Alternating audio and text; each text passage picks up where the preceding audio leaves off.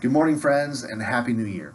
My name is Adam Kirtley, and it is my pleasure to be with the good people of First Congregational Church of Walla Walla, even if only virtually this morning.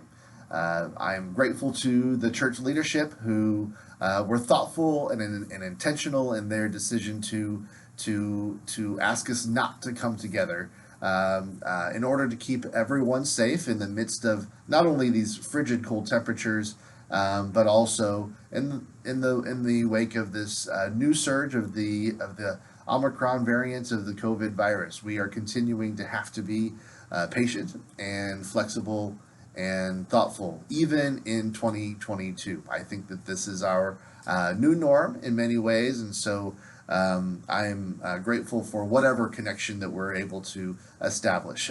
Pastor Nathaniel is away this week on a much deserved respite, and as asked me to step in and deliver the morning message, and so that's what I'm going to do in just a couple of minutes, and is share the sermon that I was prepared to give tomorrow morning at church. I am recording this video from my office here at Whitman College, where I serve as the chaplain. And I'm grateful to so many in the church who were working to pull together tomorrow's service. We owe a debt of gratitude to those folks, and also, by the way, to the Ritmo Jazz Trio, which features some friends of the congregation, including my daughter Ava, who were prepared to grace us with their music tomorrow, and I suspect that they will be able to be convinced to do that at a future date. So, to begin our new year, new calendar year, not liturgical year, but a new calendar year with worship, I invite you to sit back for a few minutes and listen to these thoughts that I've put together as we think about this continuing Christmas season and the turning of the calendar. The celebration of the new year in ancient Mesopotamia was called Akitu. And one fascinating aspect of the Akito observance involved a kind of ritual humiliation endured by the Babylonian king. This particular tradition saw the king brought before a statue of the god Marduk, stripped of his royal regalia, and forced to swear that he had led the city with honor.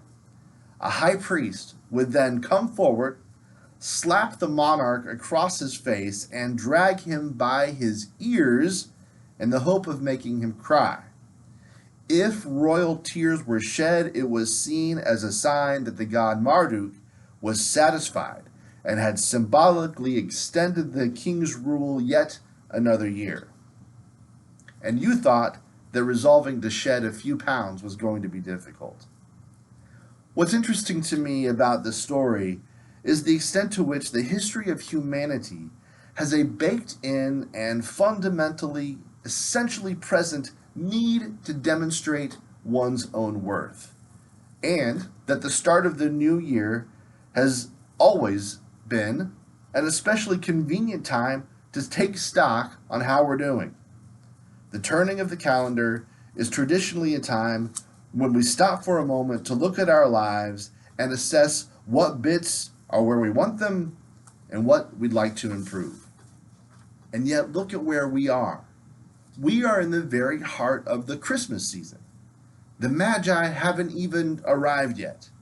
Mary and Joseph are still trying to figure out the baby's sleeping and eating schedule, a schedule that will change, by the way, at the precise moment that they think they have it figured out. Liturgically speaking, Christmas hasn't happened, it's happening. And long had lain the world in sin and error pining until he appeared and the soul felt its worth. The soul felt its worth. In other words, within this Christmas period is when we are supposed to feel our worth without question. Yet the new year tends to invite exactly the opposite. I sort of joked that getting dragged by your ears to prove your worth before God was harder than losing a few pounds. But I think that assertion might be worth re-examining. The pressures we feel now on the cusp of 2022 are no small thing.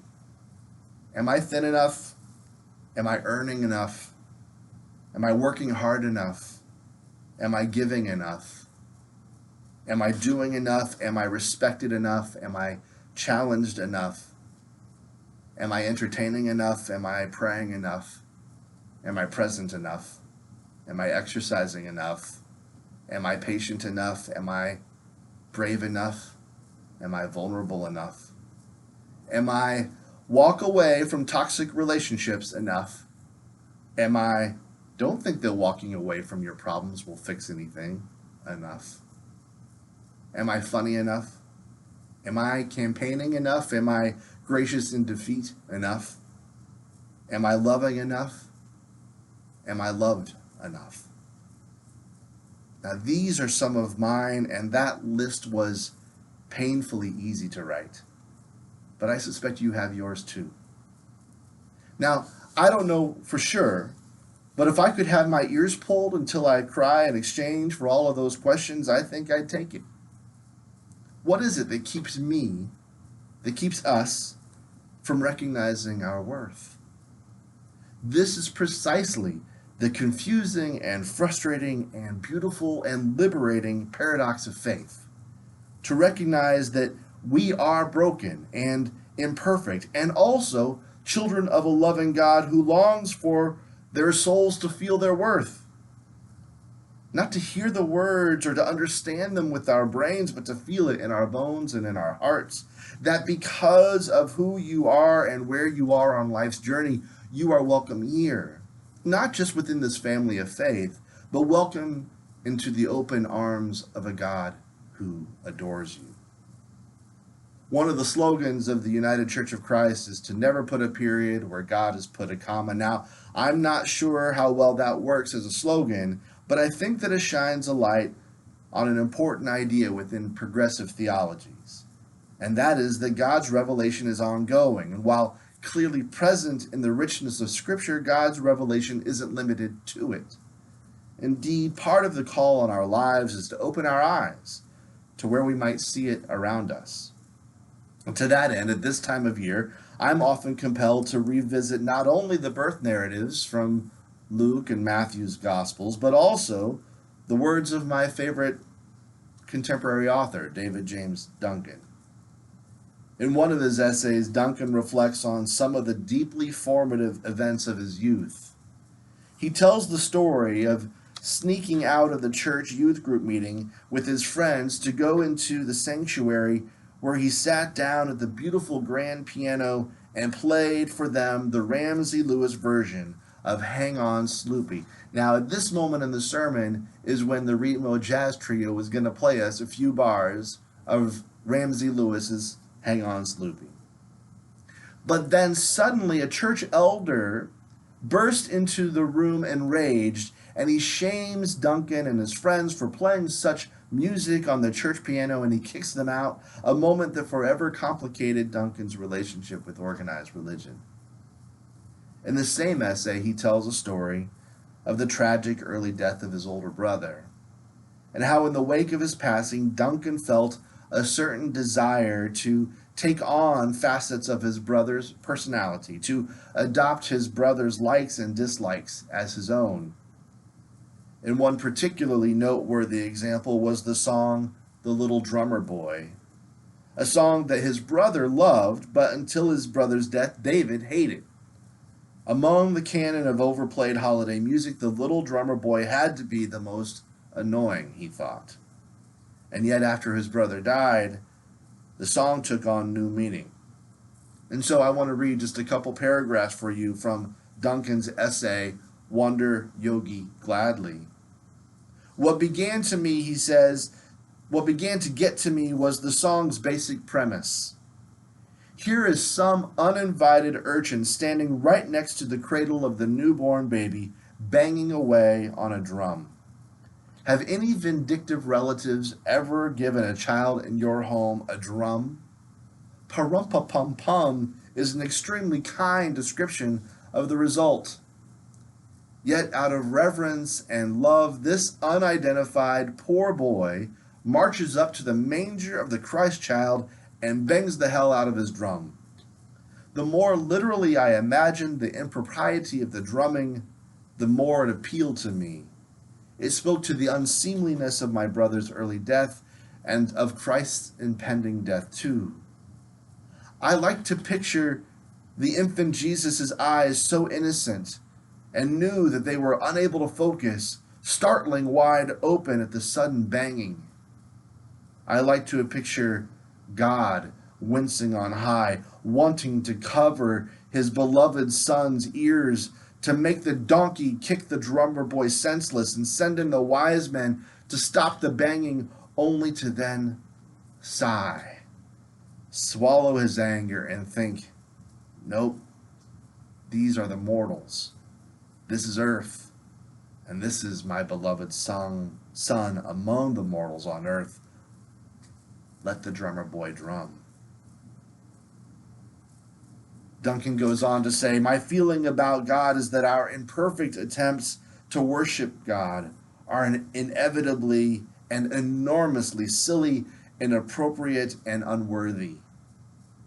My sense is that God is, in his inconceivable majesty, is being infinitely insulted all the time, yet as I read the world's great wisdom traditions, I am filled with wonder to find that God requests this infinity of insults, that through both prophet and son, he reaches so low as to beg from the would-be faithful every bent-stringed blues note and baby-waking drum beat we're able to muster with a whole heart.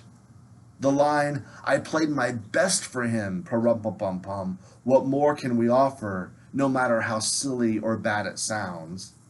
The line, when he smiled at me, pa-rum-pa-pum-pum, what more can we hope for than to please the vast emptiness or the child king or the little audience we've set out to honor. The God of the Gospels and the world's great wisdom traditions asks his dopey children for every tangled prayer, scrap of inappropriate praise, bent-noted blues ditty, and silence-rending drum womp they can offer with an honestly whole, honestly confused, honestly divided, honestly broken heart, and I say, thank God we're asked. Those are David Duncan's words. Friends, it's the second day of the new year. And I am not suggesting that resolutions are a bad thing. But I am inviting you to hold these annual self-assessments in balance with the fact that the birth of Christ insists that our souls feel their worth. Indeed, this is the miracle of Christmas and the miracle of the new year. So, Merry Christmas to you and Happy New Year. Amen. I wish you well in the coming weeks. I pray that you will find safety and wholeness and be forever reminded that you are adored by God and loved by this community. May you be well, may your heart feel rested and peaceful, and may your soul know its worth. I look forward to being able to greet you next when it's safe and in person. Until then, take very good care.